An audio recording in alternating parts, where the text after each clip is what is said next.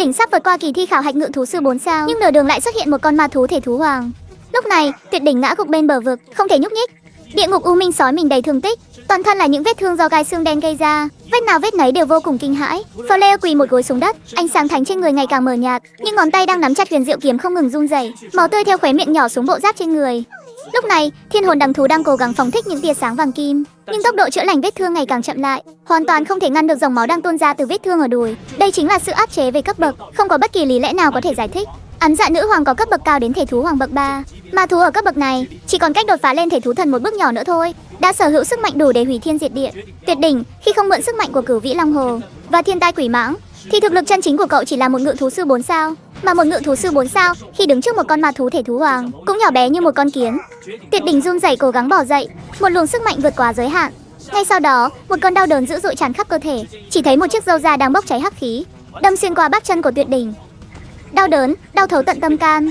Lúc này, ám dạ nữ hoàng nhếch khóe môi, để lộ ra một nụ cười yêu mị. Tuyệt đỉnh, ngươi là con người trẻ tuổi đặc biệt nhất mà ta từng gặp đấy. Trên gương mặt của ngươi, ta lại không thể thấy chút sợ hãi hay tuyệt vọng nào cả. Ám dạ nữ hoàng là kẻ thi hành kế hoạch tiêu diệt tinh tú. Cho đến nay, số thiên tài ngự thú sư trước dưới tay hắn không có 1000 thì cũng phải 800.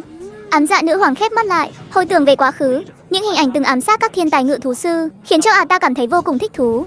Nỗi sợ hãi sinh lý ăn sâu trong xương tủy của loài người là không thể ức chế. Nếu đổi lại là người bình thường, dù chỉ là nghe thấy, linh hồn cũng đã run rẩy 3 phần khi nghe đến ma thú thể thú hoàng. Vậy mà Tuyệt đỉnh khác với những thiên tài trẻ tuổi đã chót dưới tay ta. Trên mặt Tuyệt đỉnh không hề có chút sợ hãi nào, càng không có vẻ gì là bất lực hay sợ hãi. Trong đôi mắt trong veo của cậu chỉ có sự điềm tĩnh đến lạ thường, cùng với vẻ trầm ổn và khôn ngoan của một người đã trưởng thành. Điều này khiến ám dạ nữ hoàng càng thêm hứng thú với Tuyệt đỉnh. Kế hoạch tiêu diệt tinh tú của các ngươi chẳng phải chỉ nhắm vào những thiên tài trẻ tuổi có đẳng cấp là ngự thú sư 5 sao trở lên. Cho dù ta có vượt qua được bài kiểm tra này thì cũng chỉ là ngự thú sư 4 sao mà thôi. Tại sao ngươi lại nhắm vào ta như vậy? Có phải là hơi quá rồi không? Tuyệt đỉnh, những gì ngươi thể hiện ở Hoàng Nhan Thành ta đều biết rất rõ. Việc Harley Sita đưa ngươi vào danh sách tử thần của kế hoạch tiêu diệt tinh tú là quyết định của ngài Nít Hốc đại nhân đấy. Ha ha, ta là Tuyệt đỉnh, có tài đức gì mà được tổng soái ma thú kia để mắt đến vậy? Con người hèn mọn, việc ngươi có thể lọt vào mắt xanh của ngài Nít Hốc, đó là vinh hạnh của ngươi. Lúc này, Tuyệt đỉnh kéo lê thân thể tàn tạ, đầy thương tích, cố gắng đứng lên. Thân hình đơn độc, chật vật, khóe miệng không ngừng rỉ máu. Đã đến nước này rồi, ngươi vậy mà vẫn còn chút ý chí muốn sống sót sao? Ngươi phải biết, ta bóp chết ngươi cũng dễ như bóp chết một con kiến hôi mà thôi. Nhưng mà, ta rất thưởng thức ngươi, con người trẻ tuổi này. Ngươi là kẻ duy nhất khi đối diện với cái chết mà trên mặt không hề có chút e ngại nào. Điều đó thật đáng sợ. Nít Hốc đại nhân đã đúng. Không thể để cho quái vật như ngươi lớn mạnh lên được.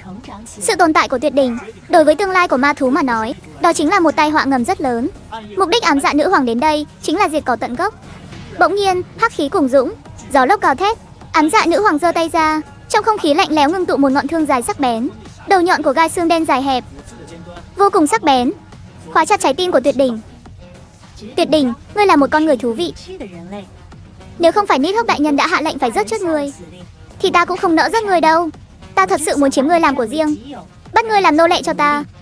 Vừa dứt lời, ám dạ nữ hoàng phóng thích ma khí, cái bóng lơ lửng giữa không trung, cây thương lập tức biến mất tại chỗ.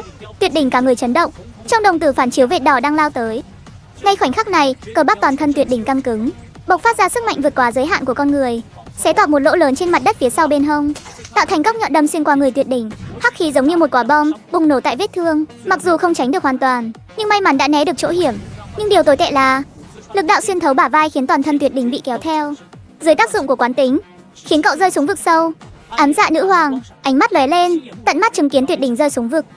Lúc này, hắn đi đến bên vách đá, nhìn xuống đáy vực mờ mịt sương mù, lộ ra vẻ đắc ý hài lòng.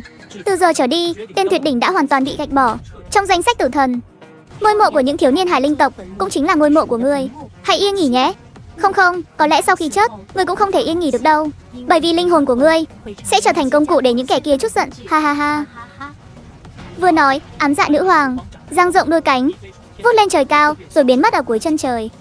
Bên vách đá chỉ còn lại máu tươi nhỏ giọt của Tuyệt đỉnh và tấm biển đánh dấu khu cấm địa của hải linh tộc đang run rẩy trong gió. Tại Thanh Long học viện, Mộ Dung Hân khẽ cau mày, ngón tay vô tình bị cạnh bàn cứa vào. Em gái, em cũng bất cẩn quá đấy. Anh có băng cá nhân đây. Em không sao. Giờ này chắc là cậu ấy đã vượt qua bài kiểm tra 4 sao rồi nhỉ? À, em đang nói đến Tuyệt đỉnh sao? Em cứ yên tâm đi, cái tên tuyệt đỉnh đó sẽ không làm chuyện gì mà không chắc chắn đâu. Có khi giờ này đã kết thúc bài kiểm tra rồi ấy chứ. Em đợi anh đi hỏi thăm tin tức cho em nhé.